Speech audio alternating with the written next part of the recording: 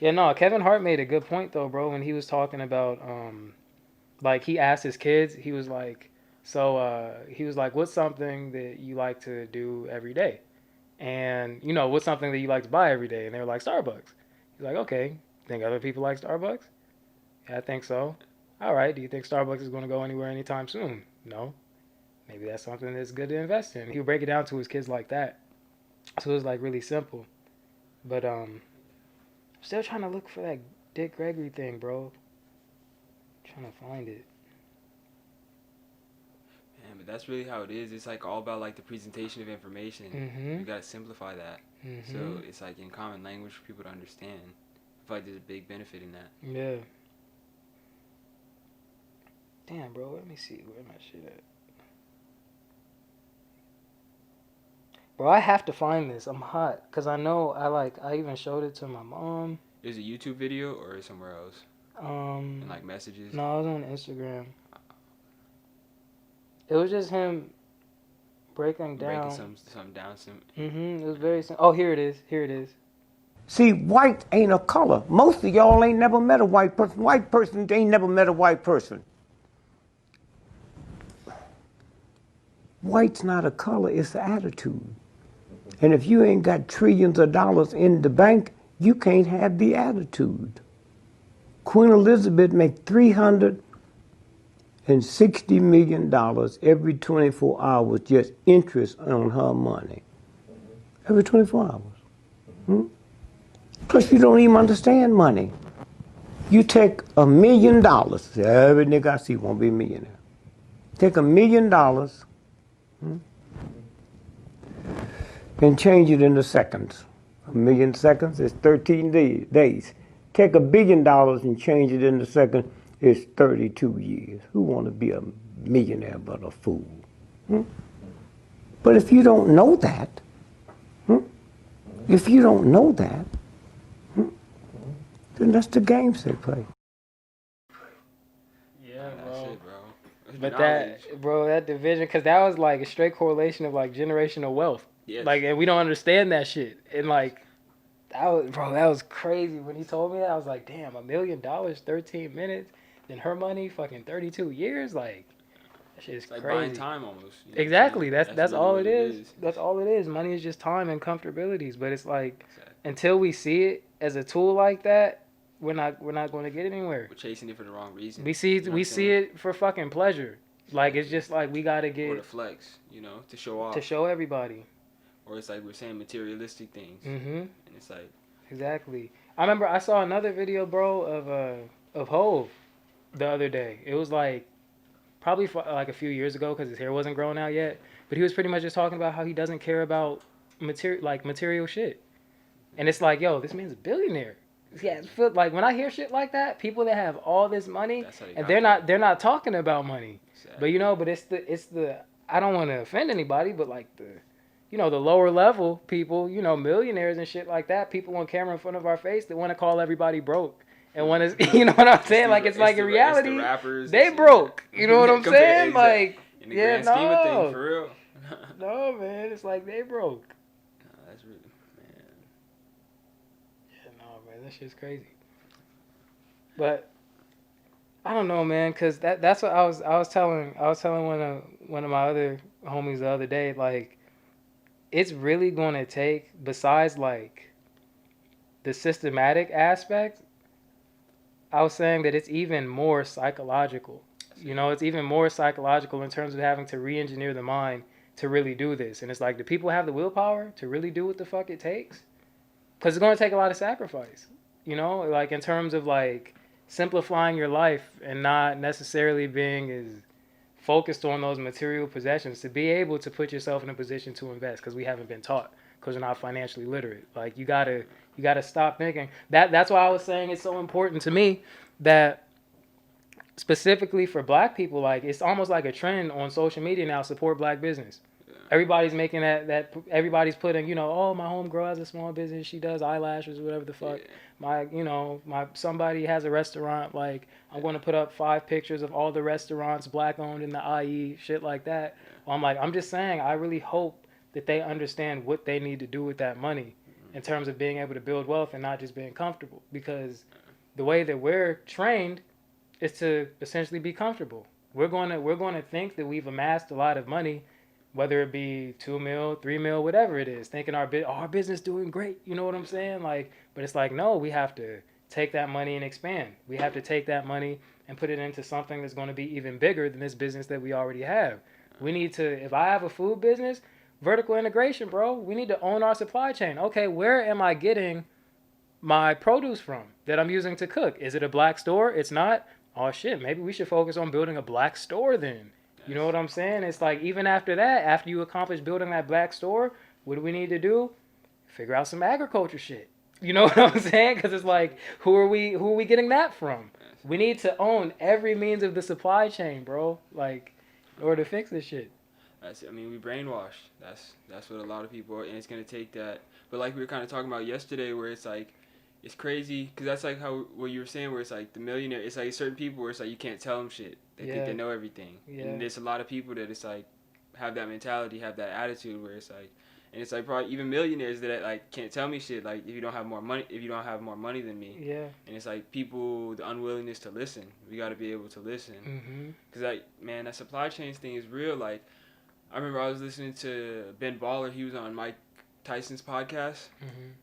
And he was just hitting on the fact that there's no black jewelers. But think about how many rappers got chains. Think about how many black people love chains. How many black people love, and it's no, you know, think about where all this stuff is coming from too. A lot of this stuff is coming straight out of Africa, but there's no black jewelers, bro. So it's like, man, there's no black car dealerships, or not even dealerships, but like car companies. Exactly. There's no, But we love them cars. We're gonna go get the European car. Exactly, and that's like, you know, we get our money, and then that's the thing. The dollars don't get recycled in the black community, because like the spending power of the black community is powerful, is a lot, but it's like we're not spending it on our own, and the people that are collecting those dollars are, you know what I'm saying, running to exactly the European models, the European everything. It's like, we got to get out of this. Yeah, no. Got to get out of that mindset. So I'm saying, I hope people understand, because it really revolves around, we've talked about it before, just wanting to recognize with being superior. Like I was saying the other night, bro, like the one thing, this from Dr. Umar Johnson had said, the one thing that we know about oppressed people is that when you can enjoy true freedom, you surround yourselves with the symbolism of that freedom. And that's what we're all doing. We're not truly free. So what do we want to do? We want to make it look like we are. We want to identify with the superior society, in a sense. This is the shit they have. This is the shit they wear. So let me go get that. You know what I'm saying? It's like, I'm not truly free, but like I can convince myself that I am, because I got everything they do. Exactly. But it's like, at the same time, you don't have everything they do. Like, you really broke. You know what I'm saying? That's like, you ain't making no power moves. You can't help your people out on a lower level. They can help their people out. They can ensure that their kids and grandkids have jobs. Yeah. We can't. Know what I'm saying? Like, bro, that hit me when you told me that yesterday. Yeah. That really, because it's true, bro. That's exactly what it is. Shit is ridiculous, man. But I mean, I'm not even in the blame game right now. No. You know what I'm saying? Like, I don't want to point fingers and be like, you know, you need to, like, it's the reality of the situation is, yes, we do need to step it up. You know what I'm saying? But I understand how we've come to this place of feeling inferior. Yeah. You know, I understand that. So it's like, we just have to figure out, it's going to take some time. It's going to take some work. Because like I told you, even I'm going through it. I'm trying to detach from materialism. Yeah. Like, I'm conscious of it, but like, that's where it starts. Yeah. You know, being willing to make that change. Yeah, and that kind of goes back to what I was telling somebody the other day. We're in cycles, but it's hard to recognize you're in a cycle. That's like the nature of things. Yeah. It's like, once you recognize it, you got to break the cycle. But it's like, you're never going to break a cycle if you don't even know you're in a cycle. So a lot of people are just stuck in a cycle, bro. Like a washing machine. You just back in, you know?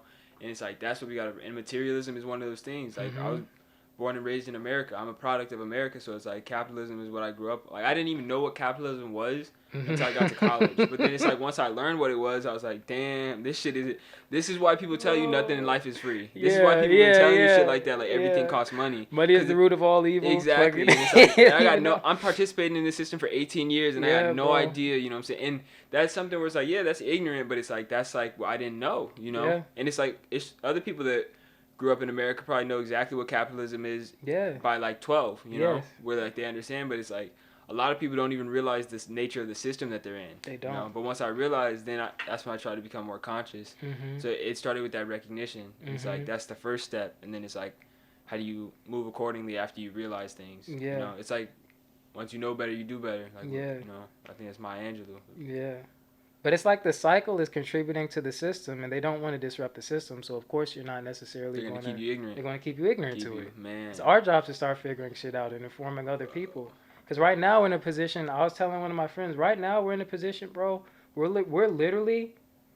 That's why, like, man, like I gotta give it up to Kanye West, straight up. Like I told you that interview he did with the Breakfast Club in 2013, where he was saying that slavery.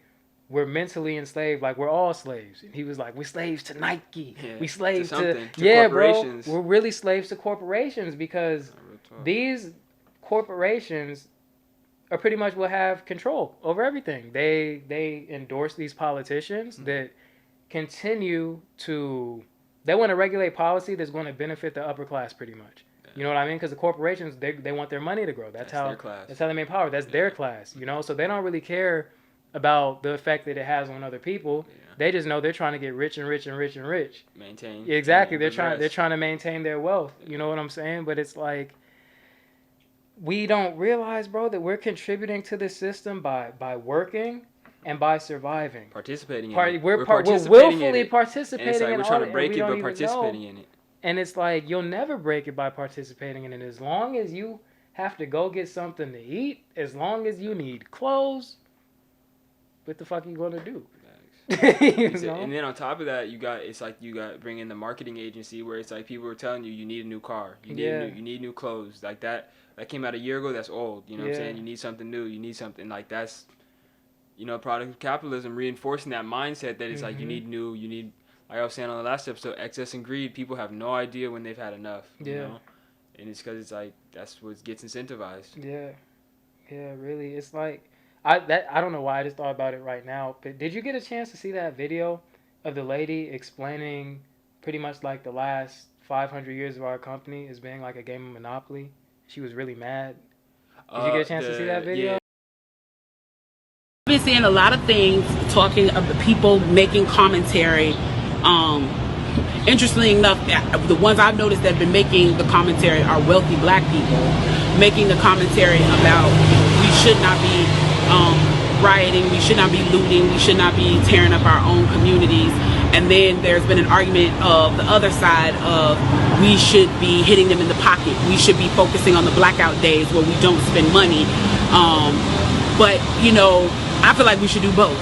And I feel like I support both. And I'll tell you why I support both. I support both because when you have a civil unrest like this, there are three types of people in the streets. There are the protesters, there are the rioters, and there are the looters. The protesters are there because they actually care about what is happening in the community. They want to raise their voices, and they are there strictly to protest. You have the rioters who are angry, who are anarchists, who really just want to fuck shit up, and that's what they're going to do regardless. And then you have the looters. And the looters almost exclusively are just there to do that, to loot. Now, people are like, well, what did you gain? Well, what did you get from looting? I think that as long as we're focusing on the what, we're not focusing on the why. And that's my issue with that. As long as we're focusing on what they're doing, we're not focusing on why they're doing. And some people are like, well, those aren't people who are legitimately angry about what's happening. Those are people who just want to get stuff. Okay, well then, let's go with that. Let's say that's what it is. Let's ask ourselves why in this country in 2020, the financial gap between poor blacks and the rest of the world is at such a distance that people feel like their only hope and only opportunity to get some of the things that we flaunt and flash in front of them all the time is to walk through a broken glass window and get it. That they are so hopeless that getting that necklace, getting that TV, getting that change, getting that bed, getting that phone, whatever it is that they're going to get, is that in that moment when the riots happen and if they present an opportunity of looting, that's their only opportunity to get it. We need to be questioning that why. Why are people that poor? Why are people that broke? Why are people that food insecure, that clothing insecure, that they feel like their only shot, that they are shooting their shot by walking through a broken glass window to get what they need. And then people want to talk about, well, there's plenty of people who pulled themselves up by their bootstraps and got it on their own. Why can't they do that? Let me explain to you something about economics in America. And I'm so glad that as a child, I got an opportunity to spend time at Push where they taught me this, is that we must never forget that economics was the reason that black people were brought to this country. We came to do the agricultural work in the South and the textile work in the North. Do you understand that? That's what we came to do. We came to do the agricultural work in the South and the textile work in the North. Now, if I right now decided that I wanted to play Monopoly with you, and for 400 rounds of playing Monopoly, I didn't allow you to have any money, I didn't allow you to have anything on the board, I didn't allow for you to have anything, and then we played another 50 rounds of Monopoly, and everything that you gained and you earned while you were playing that round of Monopoly was taken from you. That was Tulsa, that was Rosewood. Those are places where we built black economic wealth, where we were self-sufficient, where we owned our stores, where we owned our property, and they burned them to the ground. So that's 450 years. So for 400 rounds of Monopoly, you don't get to play at all. Not only do you not get to play, you have to play on the behalf of the person that you're playing against. You have to play and make money and earn wealth for them, and then you have to turn it over to them. So then for 50 years, you finally get a little bit and you're allowed to play. And every time that they don't like the way that you're playing, or that you're catching up, or that you're doing something to be self-sufficient, they burn your game. They burn your cards. They burn your Monopoly money. And then finally at the release and the onset of that, they allow you to play and they say, okay, now you catch up. Now at this point, the only way you're going to catch up in the game is if the person shares the wealth, correct? But what if every time you share the wealth, then there's psychological warfare against you to say, oh, you're an equal opportunity hire.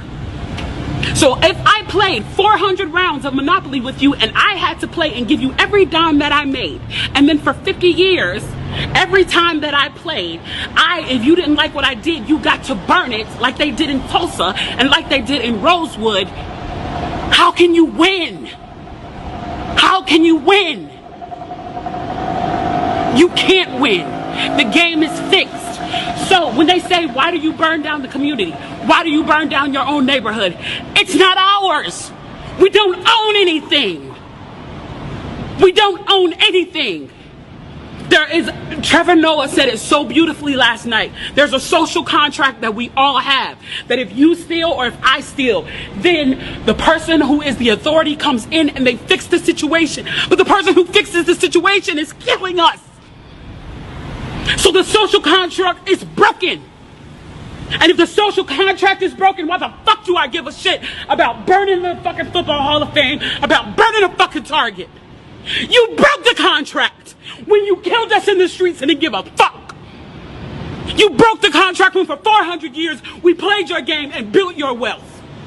You broke the contract when we built our wealth again on our own by our bootstraps in Tulsa and you dropped bombs on us. When we built it in Rosewood and you came in and you slaughtered us. You broke the contract, so fuck your Target. Fuck your Hall of Fame. As far as I'm concerned, they could burn this bitch to the ground. And it still wouldn't be enough. And they are lucky that what black people are looking for is equality and not revenge.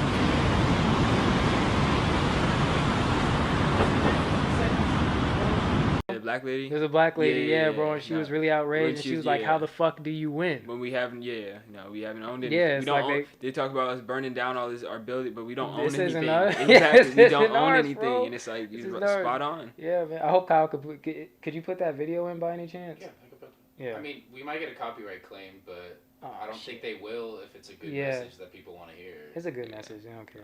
But I would like people to see that.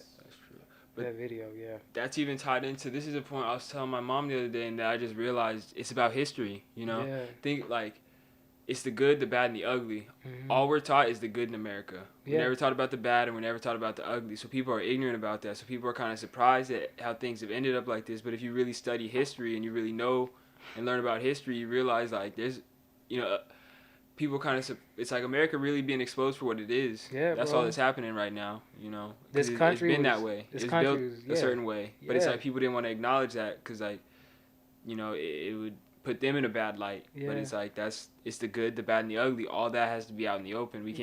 You can't just focus on the good and ignore all the bad things, even if, you know, it's uncomfortable to talk about. It's like you can't just ignore all that. But that's what's been happening, and it was happening so far.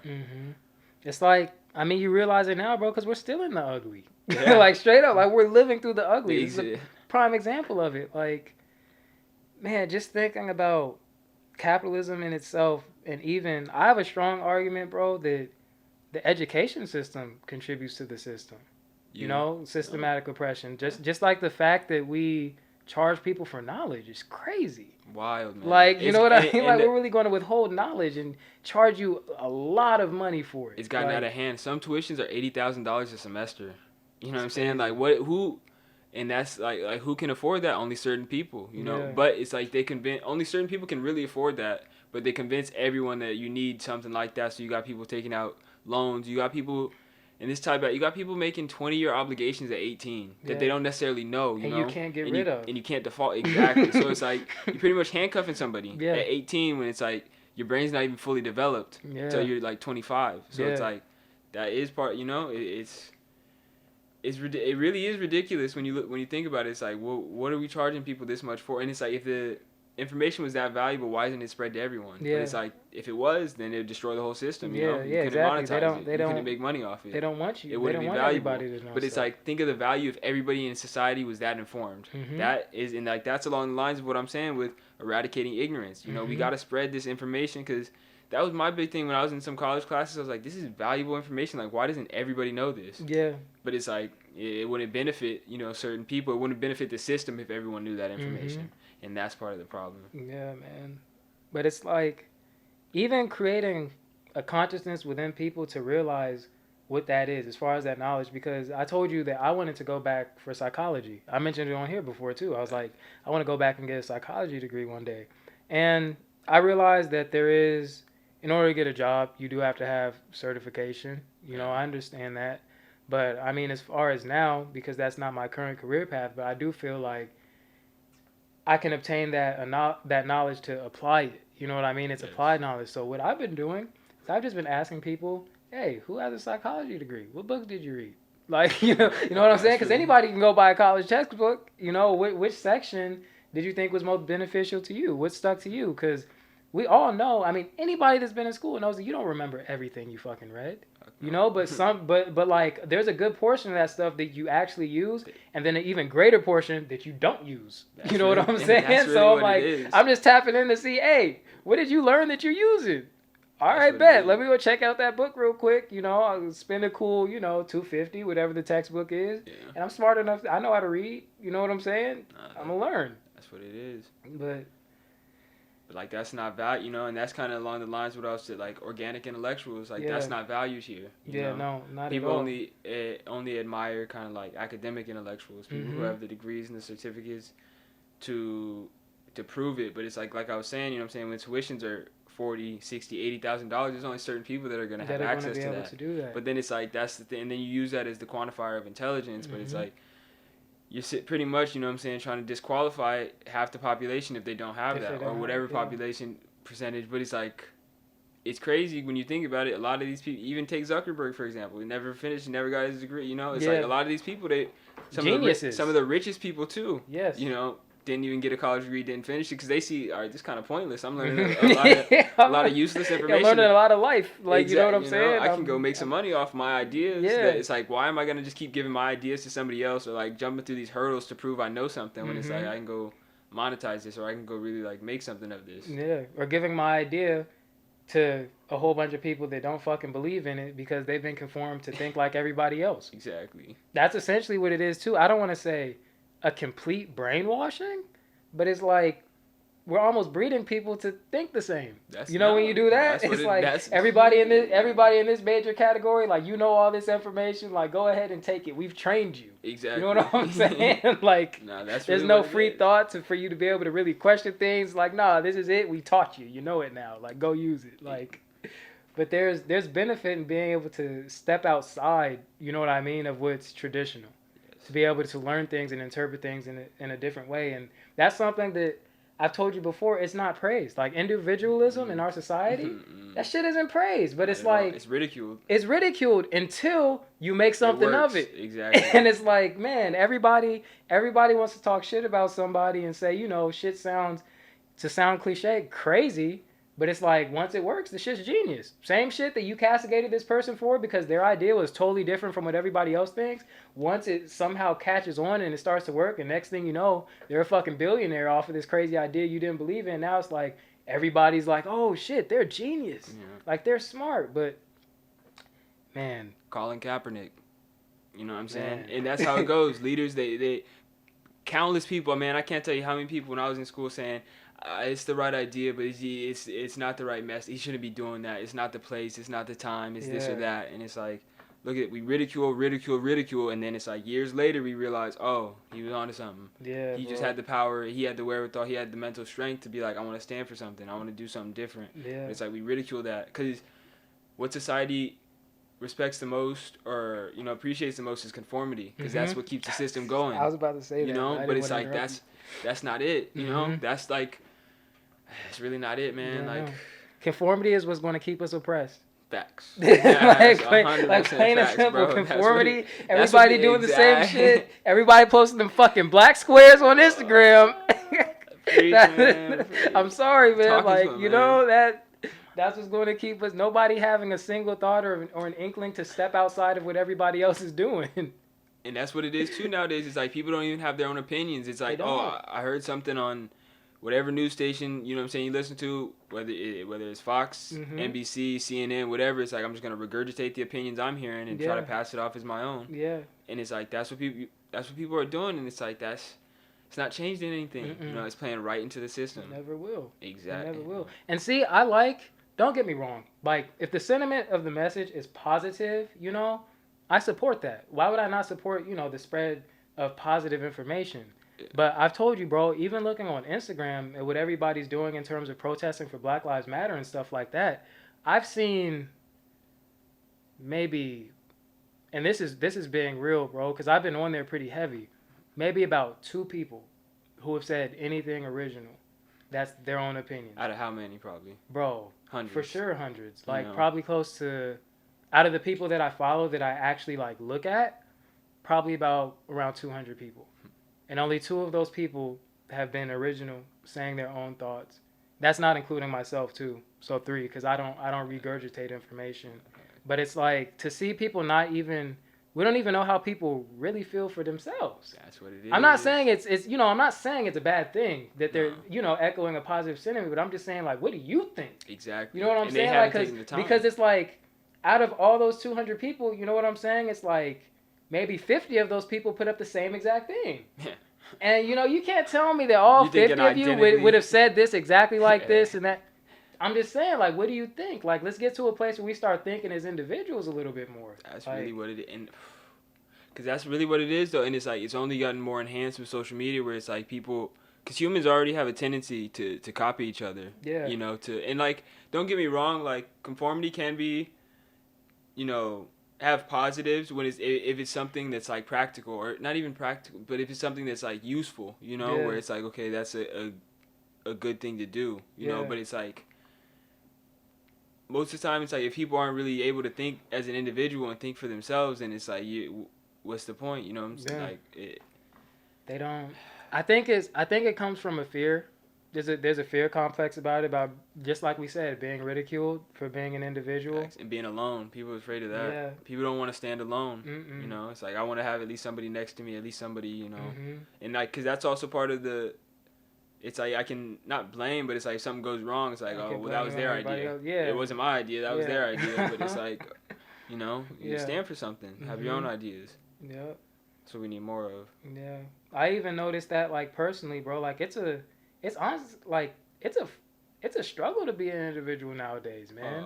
Yeah. Like, cause nobody supports you. Like when you're just not echoing the sentiment of everybody else, they assume that because everybody else isn't doing it, that what you're doing is wrong. Yeah. Like, nobody pays attention to you. They write it know, off. it's like, you could be right. You could have the fucking you know what I mean? Like, I don't know why nobody thinks that, okay, what we've been doing, I'm not saying that I'm a master of anything, or I'm not talking about me right now. I'm just saying in general. Yeah. Like, it's crazy to me how people don't think in a certain circumstance, all right, everything that everybody else has been doing, for whatever reason, hasn't gotten any results. And this one person over here is saying something different than the shit that hasn't gotten us all results. But we're not going to listen to it. We're just going to keep on, like, it's going to keep on doing this. Like, it's tied back. It don't make no sense. It's tied back into that people thinking they know everything. Yeah, bro. You like, know? Why can't you give them a try? You know what I'm saying? Why don't we listen? Okay, like, what we've been doing ain't been working, so let's listen to the dude that's different. Exactly. You know what I'm saying? Like, let's figure. But people say stuck. They're like, I'm going to keep doing me for 20, 30 years, you know, without realizing. It's like, but it's not yielding any, it's the same results, you know, but they're doing the same thing, but it's like, why not try something new? But it's like, people don't, I mean, this is like separate but kind of similar. It's the same thing with like, with eating meat, you know, where it's like, people are just so, man, so, cause it's like 3 years now that I stopped eating meat, and I talk to people a lot of time, and they, family members especially, all the time, they're like, man, I could never do it. I don't know how you do it. I'm like 6 months without meat. You know, and it's like, people think it's so hard, it's so ridiculous because they've been ingrained, like, I need to eat meat, I need to be protein or whatever, I need to get protein, I need to get big or whatever, but it's like, it's really not that hard, but it's just the way we've been programmed, the way we've been trained, that like, oh, I need to eat meat, and it's like, that's the perfect example, you know, where it's like, the benefits, just like how you, the way you feel, like the body, all that. It's like, you know, but people don't see it. They're just like, I can't do it. I'll never be able to do it. And I feel it. There's a lot of misconceptions within that. Because the number one thing I hear is like, people be like, because just so happens maybe about a month ago, I went over one of my family members' house for a barbecue. And I stood my ground. I was like, I'm not eating meat. And one of my cousins was just like, you know, like, don't you feel weak? Like, aren't you? I'm like, it's the exact opposite. I got energy. It's crazy. I got energy. I have more mental clarity. Like, I think sharper, you know, like I'm more vibrant. Better. I feel better. My skin's better. Like, everything. I'm just all around good. Exactly. You know, it's a net positive. You know what I'm saying? In every way. It's a net positive. But because everybody else is doing it, and I'm not saying stop eating meat. Yeah.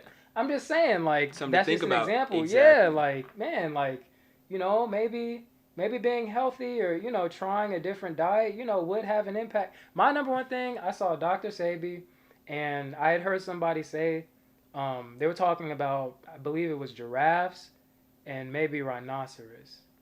Don't quote me on that. I don't know my facts. But it was somebody just talking about how, like, some of the strongest animals on this earth are herbivores. Oxen. Exactly. You know, horses. Very some strong of the fastest animals too. Very strong animals. Don't eat meat. Exactly. you know? And it's like, hey, you know? maybe there's a correlation. Exactly. Maybe they're onto something. But it's just been ingrained in us, bro, to just partake. And once again, bro, like, even down to the money, that's where we talk about that pleasure, you know, and how we fail to recognize as a whole that sometimes the things that withhold the most pleasure aren't necessarily the best things for us. That's what it is. Very simple. That's what it is. I understand everybody, you know, you never know when you're going to check up out of here. You know, people want to enjoy life, but to an extent, it's like, who are you living for? You know what I mean? Or what are you living for? Yeah, you know, or what are you living for? If you're just living for pleasure, like, what? I mean, I get it. It's like you want to maximize your short existence. But my thing is, it's like, okay, you living for pleasure, you're actually shortening your existence. Yeah. You know, so it's like you're getting a good 25, 30, 40 years, but it's like because you're enjoying it, but it's like because the food you're eating, you know what I'm saying, you're cutting your existence short. Yeah, and it's like, of course, like, that's just if you go naturally. There's no, you know what I'm saying, there's natural disasters also, you know what I'm saying, all sorts of stuff you can't plan for, but it's just like, I don't know, that idea, that chasing pleasure, that, like, sense gratification. And like that's the thing too, is like a lot of these foods are made like it's fat, salt, and sugar mixed together. And it's like, it's purposely meant, of course it tastes good, it's supposed to taste good, it's supposed to get you addicted, it's supposed to get you wanting more of it, but it's like, and that's why it's hard for people to break out of it too, but it's like, like what I was talking about earlier with breaking a cycle, you know what I'm saying, the value in that of being able to break a cycle is huge. And that's kind of what I feel like that's really kind of a stage we're in now, where it's like people recognizing cycles and patterns, and now it's like, how do we break that?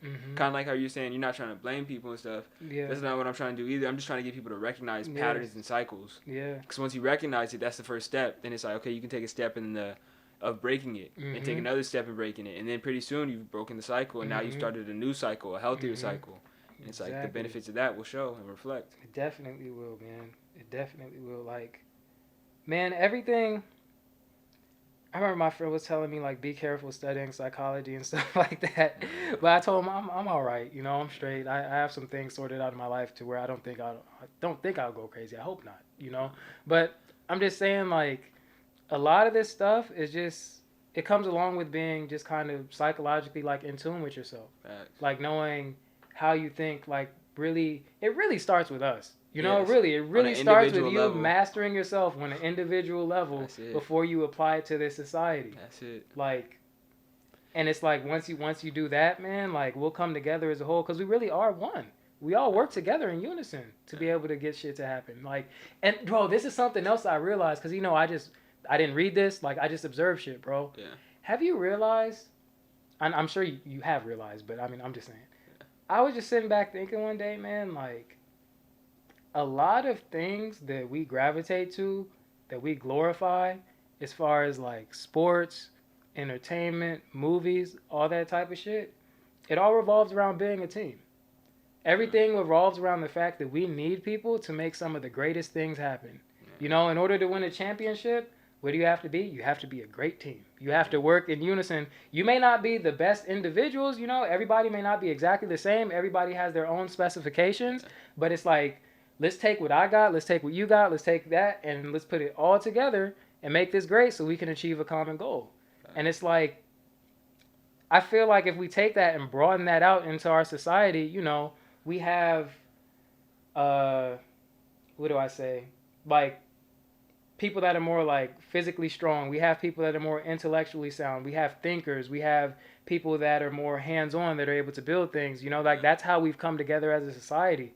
But it's like, I was just thinking, like, we may need to realize and reprogram, in a sense of, like, I heard you talking to Kyle earlier, just kind of like talking about how people are all over the place, like how people want to tackle different things and stuff like that. But I was just kind of thinking that maybe we should sort out who's who, you know? Like, we really need to start sorting out as a society who is who in terms of how they're going to contribute to making this a success as a society. You know, like, we really need to just create an awareness. I talked about it the last time of, like, okay, who are your entertainers? What is their job? What do they do? Who are your athletes? What is their job? What do they do? Who are your activists? What is their job? What do they do? Who are your doctors? You know what I'm saying? And treat them, I don't want to say that you can't be nothing more. I'm not saying shut up and dribble, but I'm just saying just be mindful of everybody's position and what they bring to the table in terms of keeping the society going. And that's all mixed up right now. You know what I'm saying? Like, it's all mixed up right now, because we're going to the athlete for the activism and the, you know, like, it's a lot mixed up. I wasn't gonna say anything else. Bro, that you just hit on the connectivity of life is, you know what I'm saying, how if we all come together and connect, you know what I'm saying, the positive benefit of that. But also with the team analogy, within a team, everyone's got a role. It's the same thing within society. Everyone has a role. If everyone just plays their role to a T and plays their role well, usually that's the teams that win. Not everybody's a Michael Jordan on the team. Not everybody's a superstar. But it's like, everyone has a role to play. Yeah. Everyone has a role to play. But like you're saying, those roles are all mixed up because people are seeing other things. People want to play a role that's not theirs. You know? So everyone's got to find their role, and that's kind of associated to purpose. Yeah. Find your role, find your purpose, find what you're good at, what you can do, and do that the best you can do it. You know? And then keep going kind of like that direction. But it's like, even further, like the connectivity of life, it's kind of like, man, I know this is going to sound kind of crazy, but it's just like, man, if we really all came together, and it's like, just imagine like world peace. Like, really imagine if everybody just came together and, like, so everybody works on their individual self. Yeah. Gets that to be in the best version it can be, and then countries individually become the best countries they can be, and then continents become the best continents they can be, and then everybody's in unison. Okay, that continent is good at producing certain things, so they produce that. That continent produces certain things, they produce that. And then we bring it all together. Instead of fighting and warring and trying to take what somebody else has, we all bring what we have to the table, and it gets spread around. Like, there's so much peace in that, and people are going to say, that's ridiculous, that's crazy, but then that's tied into what you're saying is, like, the selfishness, you know what I'm saying? If people aren't going to benefit from something in their lifetime, they don't see a point to it. Yeah, exactly. So we got to get out of that mentality. Yeah, no. It's the whole, I mean, it's like, even going back to capitalism and being in greed and the need for power, wanting to be superior. That's what it is. Superiority and inferiority, bro. That's as long as that's around. Exactly. We're never going. That's the real danger. We're never going to be anywhere. We're never going to get further if we keep on harping on that concept. That's what's holding us back. In fact. Yeah. That's what's holding people back, because it's like people. Exactly, it's like that greed where it's like, this is my role, but it's like, I don't like my role, so I want to take your role, and your role. You know what I'm saying? My role, but I don't like my role. Exactly. So it's like, I want my role to be bigger. Like, what do you mean my role is only this? You know what I'm saying? I need to be in charge of something. I need to be controlling somebody else. I need to be bossing somebody around.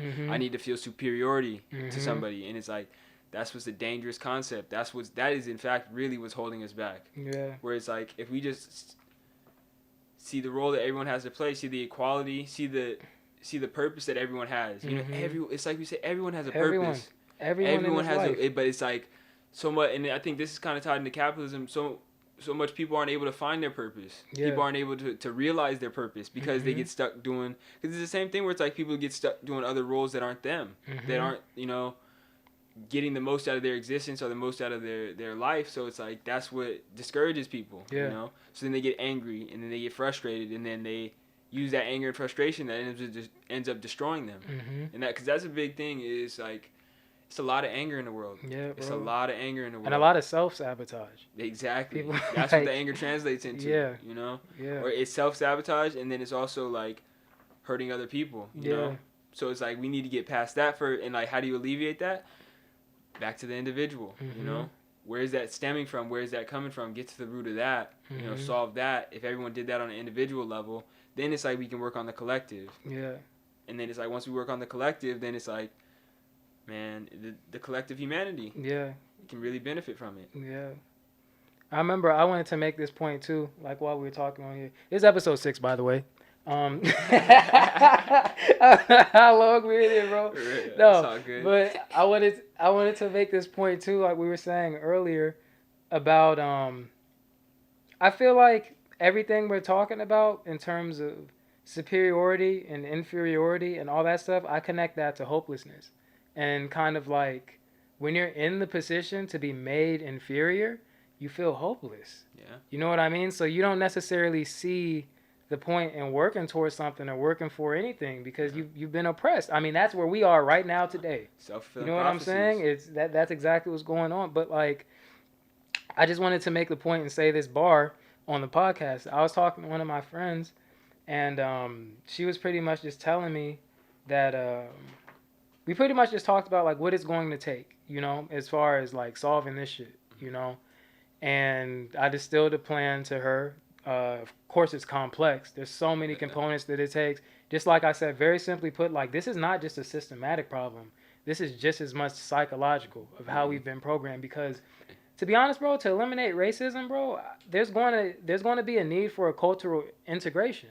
Yeah. Like, we have to integrate as a culture because we're misunderstood. Yeah, you know prejudice. We need to get to know, you know, what's going on with people. But besides that, I had came up with like a way to solve the systematic part, you know, and essentially how that systematic solution could then impact the psychological. And I distilled this plan to her, and she pretty much agreed with it. She thought everything was right, but she made the comment, she was like, that's so great, it sounds good, but like, you know, in a perfect world.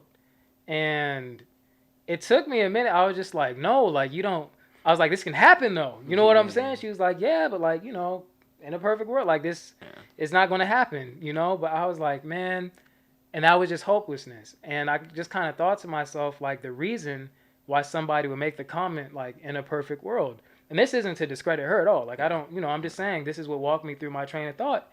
And when she said in a perfect world, I just kind of thought to myself, man, like, making a comment like that just means that you don't see it happening in your world.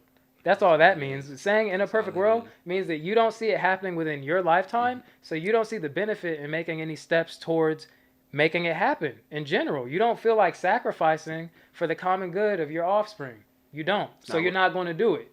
But it's like, man, simply put, like I said, like slaves, they didn't enjoy the liberties we do today. We're sitting down in a room, bro, with like other colored people, you know what I'm saying? Comfortable, bro. Like we can walk outside. You drove over here. You know what I'm saying? Like, like you know what I'm saying? Like it sounds so simple to us.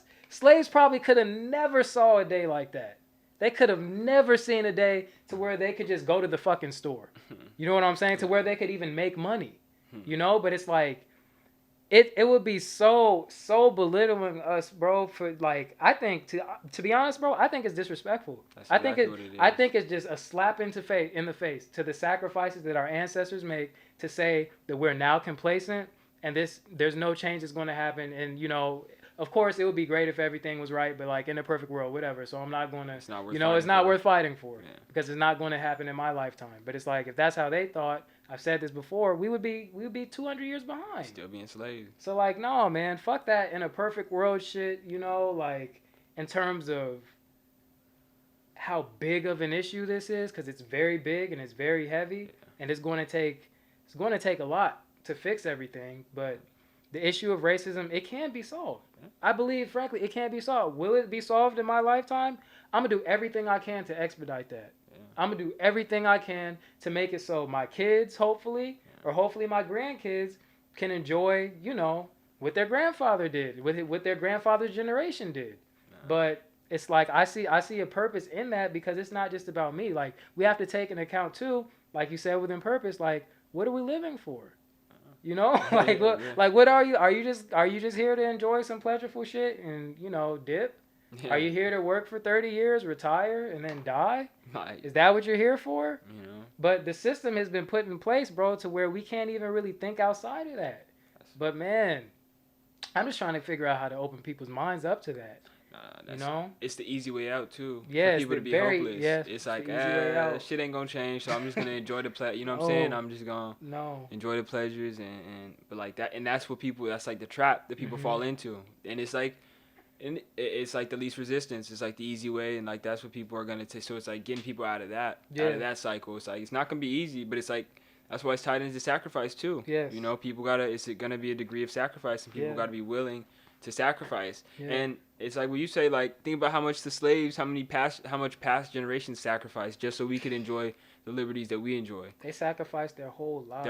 Bro, people spent their whole entire life in bondage, in chains, you know? Literally doing shit to try to escape to freedom that they knew they were going to die. Yes. Like, just to prove, you know, like. So, for people now to be complacent, it's disrespectful, you know? Completely disrespectful. That's why people need to wake up and people need to really, it's like, realize that there's something to fight for. Yes. And it's going to take fighting for. Yes. And that's exactly what it's going to take. That's what needs to happen, you know? A continual fight for it. Yeah. Every day, all the time. And it's like, so that future generations, we really get to a point where it's like racism is going to be like a silly thing. They're going to look at it and be like, I remember one of my friends was telling me, it was a Rick and Morty episode, and they're on another planet, and they were essentially talking about, they were having a race war based on like something ridiculous, like about nipples or something. And it's like it sounded ludicrous because like people had different nipples, so it's like those people were warring against somebody else, and like it sounds ridiculous when you watch the cartoon, but that's we're fighting over differences of pigmentation. That's what we're fighting over. So it's like get to a point where people realize, like, man, that's very trivial. It's very, you know what I'm saying? Yes. That's really like on a exact, like, you know, it doesn't even matter. People are very similar, share similar DNA. We're humans. We're all Homo sapiens. We're all coming from the same, you know, we all share the same blood, all of that. So it's like, get to a point where it's like, people realize that, and it's like, there's no different. And it's like, what does it take? That takes us getting to know each other. Because so long in the past, we've used those differences as we looked at that as through the lens of fear. So it's like, instead of getting to know someone, it's like, I'm going to be afraid of them, and I'm going to fear them, and it's like, I'm going to view them as a threat. But it's like, we need to get past that, and it's like, all it takes is really just get to know what's different than you, you know? And once we get to that, then I feel like that'll solve a lot of problems. Because then you're not ignorant, you know? Like, oh, it's not threatening, that's not an enemy, like, that's just, he's got struggles, he's got, you know, hopes, he's got dreams, he's got desires, you know, he's got emotions, he got the same thing. It's like, it's real similar to me when I get to really, like, break it down. Yeah, exactly. Just like how I was talking to you the other night about how, once again, because what you just pointed out was what I was saying about cultural integration.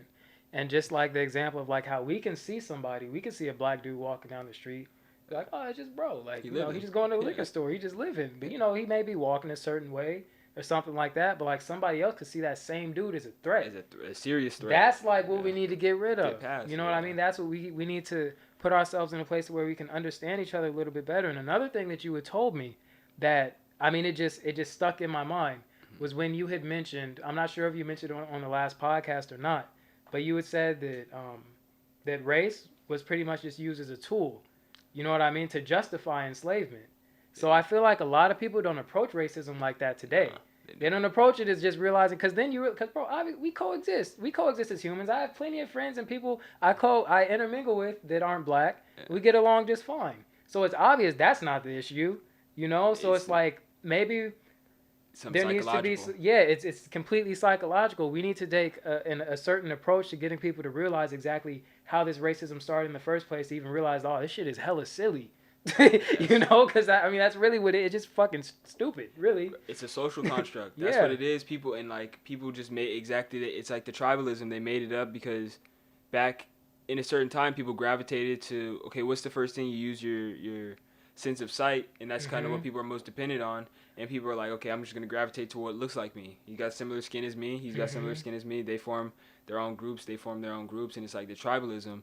But that's where it's like a social aspect where it's like, that's all it is. It's like it's same DNA, same blood, same everything, same heartbeat, same all that. So it's like, once we get past that, that's what we got to get past and realize that it's like, it's a social construct that's really just been used to divide us. So it's like, we really need to get past that. And like, once we get past that, then it's like, we can really, and it's also like, and that's why it's a cultural thing. It's being able to appreciate differences and not see them as threatening or not see them as a problem. Where it's like, oh, you do stuff differently, but it's like, that doesn't mean it's wrong. That doesn't mean it's worth. It's like, you can do things differently your way. People can do things their way, and we can coexist. Yes. And actually, we can benefit. You know what I'm saying? That's what's even. That's what people fail to realize too. And that's kind of tied back into what I'm talking about with like world peace. Like, man, if people really, it's like, I feel like the world can really just be like a complementary place. Like, it's like what you're lacking, somebody else can can make up for. And like what they're lacking, somebody else can add that and can have that. And like, if we get to that place, and the benefits would be crazy. Like, I really believe that. But it's like, it's getting out of that cycle that's been ingrained in us for so long. Yeah. It's going to take a long time. But once again, bro, I'm just hopeful that it can happen. Same. I'm for sure hopeful that it can definitely happen. Because we're not... This is one thing I was telling one of my other friends too, because this shit in America we're going through, bro, to make this shit completely right, it's going to take a long time. Long time. Period, point blank. And both sides. Like on both sides, like on both sides, because like I said, that psychological thing, bro, you don't just break cycles like that within everybody. You don't just turn the card in 5 years, everybody's thinking completely different, living completely different. It takes a long time. But I was just kind of telling someone, man, like, in America, this has been a 400-year problem. Yes. Why do you think it's just going to be, just solved just like that? That's what I'm saying. It makes sense, doesn't it? Like, the reversal would be as long as... Exactly. It kind of makes sense. So, like, be patient and be persistent and just give everything you can to expedite it. Maybe it'll take 300 years. Exactly. If everybody works at it, exactly, we can probably cut that down to like 150 or 200. For sure, and we can. That's what we have to work towards. For sure we can. But don't get discouraged and don't, I don't want to sound cliche, but like, don't give up because you're not going to see it. That's all I'm trying to say. And it's going to take tremendous sacrifice, bro. I know we already said it, but I'm saying it again on purpose. This is intentional. It's going to take tremendous sacrifice on the behalf of all parties. Exactly. To be able to fix this thing, because it's deep rooted. It's very deep rooted.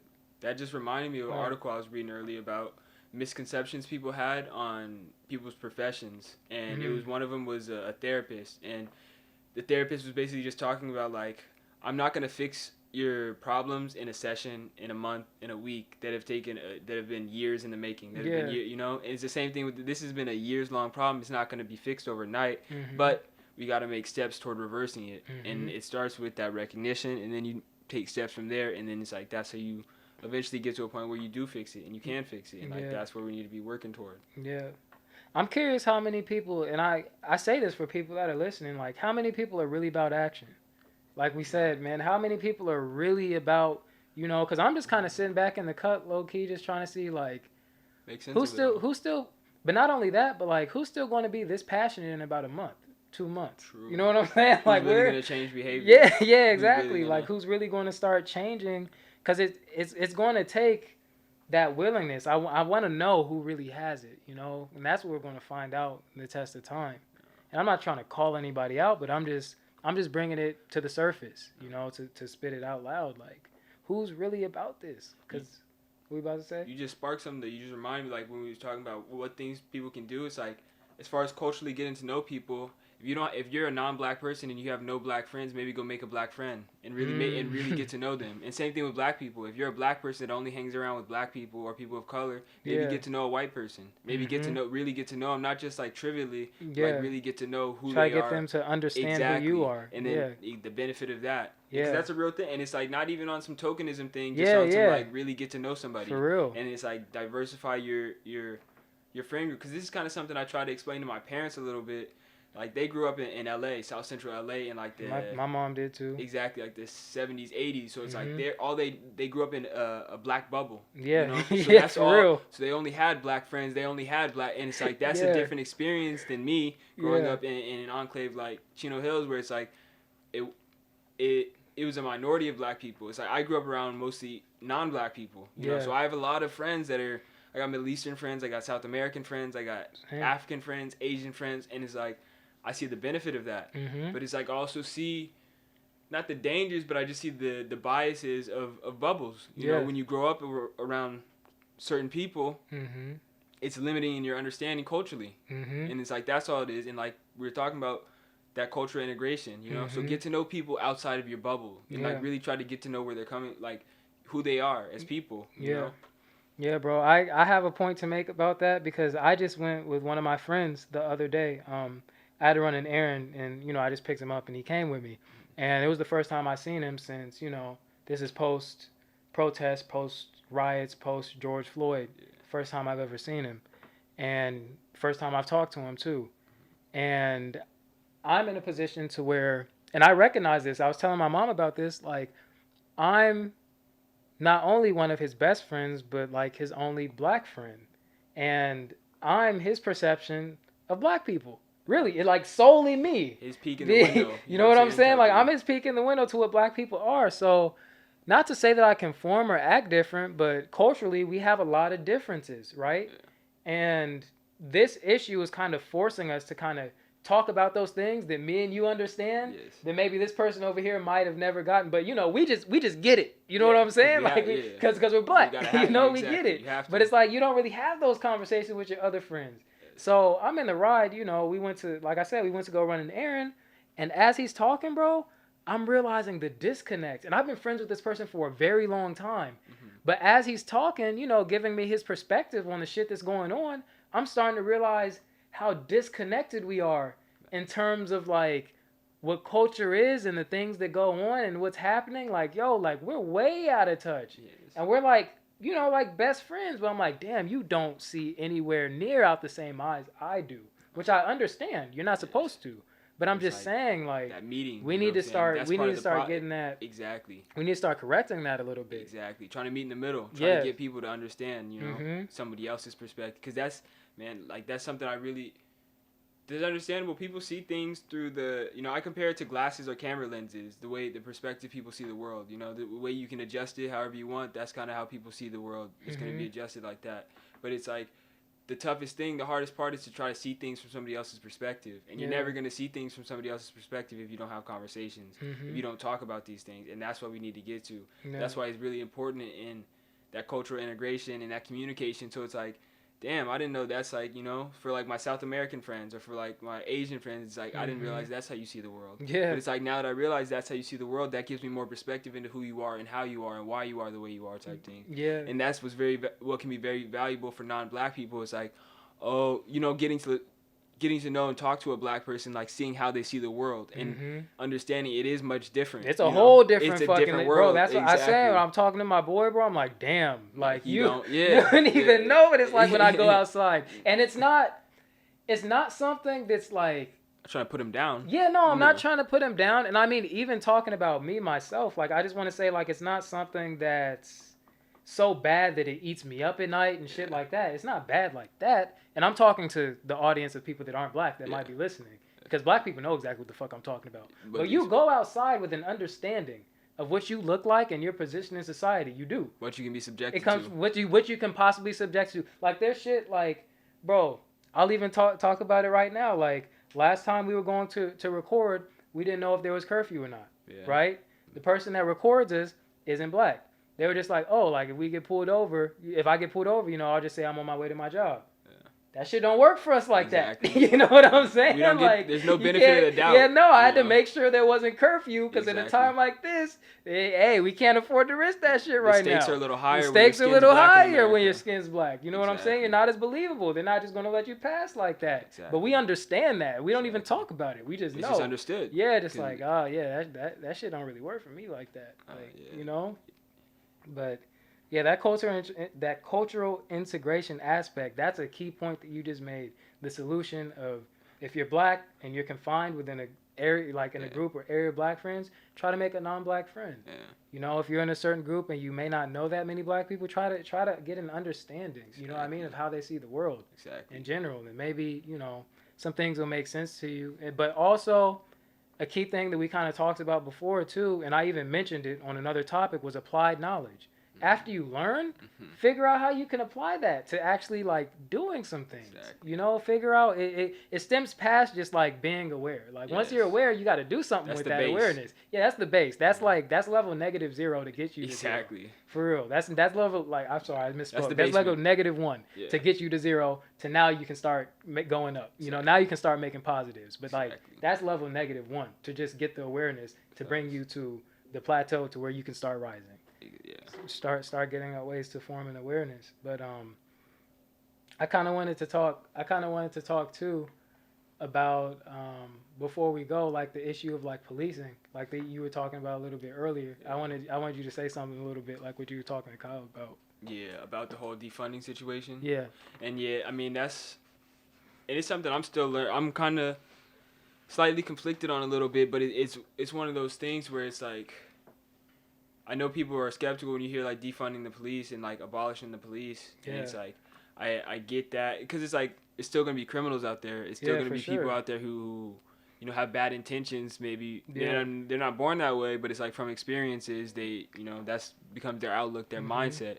So it's like, we need that. But it was Andrew Yang that had he's the one that really had a really good point. We need something like an intermediary, you know, where it's like a lot of things don't need excessive force. Take the George Floyd case, for example. It was a counterfeit $20 bill. Yeah. You don't need excessive force for that. That man's dead. Exactly. That man lost his life over that. Yeah. You know, didn't have a gun, didn't have any weapons, so it's like there was no need for that. So it's like we need something in between that looks different, that's like, you know, sanctioned federally by the government and associated with the police and everything, but it's like they're dressed differently and their sole purpose is for de-escalation. You know what I'm saying? They come to places, they don't have weapons. They come to places, how can we find a solution? You know, the most practical solution that's not going to necessarily involve violence or force. And then you have a police department for, okay, if there's violent crimes going on, if someone's been raped, if someone's been murdered, if someone's been, you know, things like that, then, okay, perfect.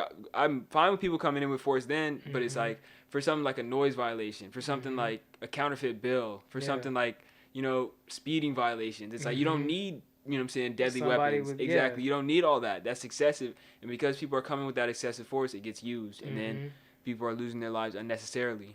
And that's kind of the direction I would think would be, you know what I'm saying, a good place to go as far as defunding. Put some funding into that. But even further than that, when people say defunding, they're just talking about put that funding somewhere else. You know, because a lot of the funding is going for like a militarization. You know what I'm saying? People, these police departments are buying military-grade weapons and so it's like once they get them, they're going to want to use it. Bro, it's a crazy statistic. It's this thing called BEAR. I don't know what it stands for exactly, but the city of Irvine, one of the safest cities in America, has this. Their police department has this. And it's like, it's so unnecessary. It's literally a military-grade tank that's like bulletproof and missile-proof.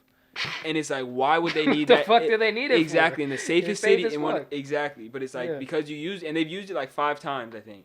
But it's like because you have something like that, you're gonna be inclined to use it, and it's like that's part of the problem. We need to stop the militarization. And I get it.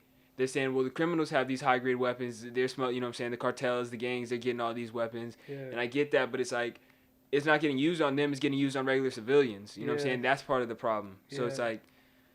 it's a complex issue that it takes layers, but it's like, I think it's not, people shouldn't just write it off, you know, and then people should, it's like, let's have a conversation about it, you know, how we can, like I said, solutions, you know, that's where we need to be at. I think that's where we're at, bro. Like, I feel like now we're in a position, bro, to where we can, let's just start talking about the solutions on here. Yes. Let's start bringing ideas to the table and even getting other people's feedback. Yes. You know what I'm saying? On things that they think would work, wouldn't work, or moving in corridors. Like, it's because it's going to take unification and effort, bro. We have to move in solidarity. We can't just be us two talking and like, you know what I'm saying? Because we're about action, for real. Yeah. It's time. It's really time to start action. But I just want to say before I end, I saw you brought that book. Is that anything? Did you? No, this did you want to tell this people is the one something? Kyle gave me. I'm gonna read. It's Slim's Table. Oh, Slim's book Table. He was talking about on the last podcast. Oh, okay. That I'm gonna read. I plan on reading. You know, for this next one. But I mean, I do have a recommendation. What's that? People, it's called The Coddling of the American Mind. The Coddling of the American Mind. Who is it by? It's by Jonathan Haidt, and I forget his last name is Lukanov. I forget his first name, but it just kind of talks about how parents don't want to see their kids go through any trauma or go through any pain, so they try to prevent all that, but that's really harming their kids. You know, it's like a sheltering thing. So it's like you try to shelter your kid from all bad experiences, and then but that's really not, it's like putting them in a bubble, and that's really doing more damage than helping the kids. But it's like parents don't necessarily see it like that, so it's just kind of getting people to be aware of that. Damn. That's a good one, bro. Shit, well, this been it, because Kyle did that shit right there. I wanted you to drop too, Kyle, at the end, because we're doing videos and shit now. My boy Jordan Fields, JF The Force, put out this video, bro. He went the fuck off. Okay. Like, he went off on this beat with a Black Lives Matter freestyle. Okay. So I'm going to leave it with that at the end. This has been episode 6 of Social Class. All we need is a little bit of perspective and understanding. You know, we'll see you guys next week. It's been nice. That was a good episode. I'm not surprised what they did to Ahmad. Put him down like a dog, that's a hit from the mob. Said you get it from God, that's a fucking facade. Dreamville, now I ask, what the fuck is your cause? It's the land of the free, so live your life to the fullest. But you dog and you black, so they fight you with bullets. As I'm clenching my fist, sit back and observe. Martyr fought with his heart, and he marched with his words. It's funny how you say we're violent, but it's fabricated. Martyr said I had a dream and was assassinated. I can't explain how many times we have elaborated, but they want us to forget that we were lacerated. But you quick to grab your piece like it was Reese's. Cop shooting first, Chris Breezy never asked questions.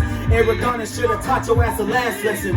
Reminiscing while my people oppressed. Being black will have you mentally stressed. In a society where niggas never meant to be blessed. Being black should come equipped with the best. Black businesses, we need to invest in making sure my people out here gonna leave with a check. 3/5 of a man sitting back like, oh, screaming Black Lives Matter, but the black lives don't make us feel so lost. Can you feel that void? Now I'm on your neck, make it feel like Floyd. If you silent, I don't fuck with you lame. Throw a penny in the fountain cause we desperate for change. We got a hunger for peace, but let me stay in my lane. Cause a nigga forget, you got a hunger for game. Current times, pride is something that I happen to have. You don't like it, grab the strap and you spaz. I ain't talking about a blast from the past. Kill my brothers wanna laugh and you brag and wonder why my nigga call and put a cap in the flag.